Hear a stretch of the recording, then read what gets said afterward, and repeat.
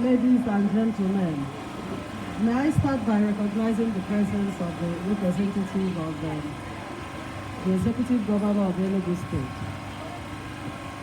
Mr. Ifeanyi Ojuanya, represented by Mrs. Ezeku. I see her on Facebook. I'm happy I've met her here. I also want to recognize the presence of our spiritual fathers,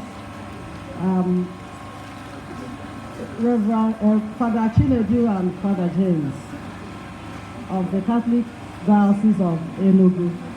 I also want to recognize, today is like Ladies' Day, our professor. Is she the professor that was mentioned? I wish I could be a professor at this young age. It's good to see you.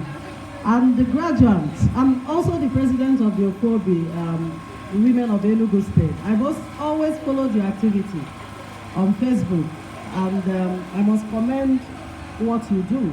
I can remember when you had the gala night. I was in New York, and I wished I could travel down to Washington because of what I saw that you do. What they are doing and what they have done for you is not something that is common, because where they live and where they and with what they do, they could decide not to bother about any other person because the comfort is there. But they have to gather their resources and come down to Enugu State. And it's not the first time. I remember when you went for medical mission, and I know you do that often. And I can see quite a number of young people in your midst. I see some of you are students, some of you are workers. Let me tell you something that you need to know. A few years ago in Nigeria, it was normal for people to just go to school and come back and graduate and look for white-collar jobs. But things are changing. Things have changed.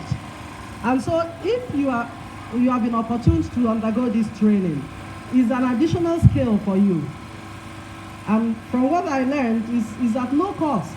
You know what it costs to learn makeup. You know what it costs to learn how to make clothing.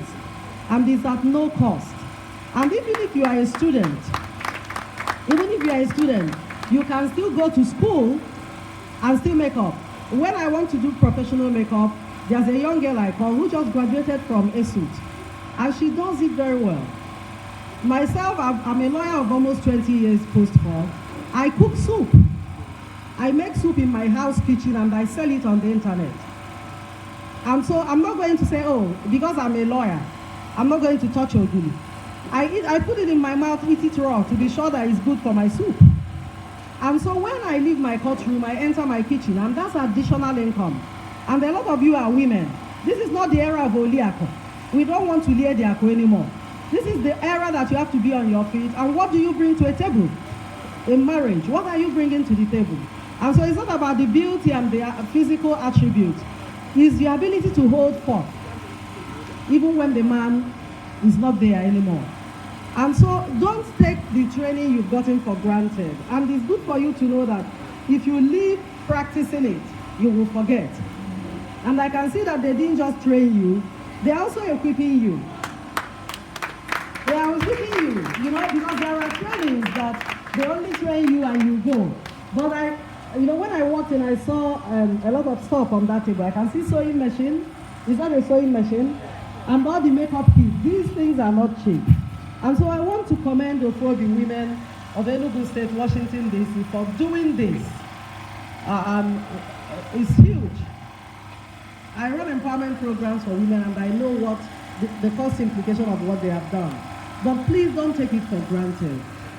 They should be able to look back some years back and see who you have helped. The essence of empowering someone is for someone to empower someone. When you empower another person. That person empowers another person, and it runs down, and everybody is empowered. And so I want to thank you for this ceremony, the graduation ceremony. Let it not end today. Let it not just be a fanfare. I want to be able to call up one of you. If you learn to make up, give me your number. I like girly things. Yeah. Good. So give me your number. I can call you up and I will come to your shop. I want home service, and that means you earn more. and you come to my home and make me up. But I don't want to look like masquerade, so make sure you master it very well. And if you make clothes, you never know who will call you up. And so, value what you have gotten. There are people that are yearning for it. Value it and always remember the source. And if you have opportunity to give to somebody else, don't hold back.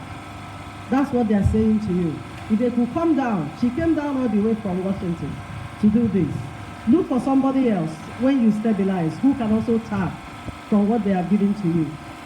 Thank you for this ceremony, and I ask that the Lord will empower you even the more and give you clients and customers so that you continue to make progress.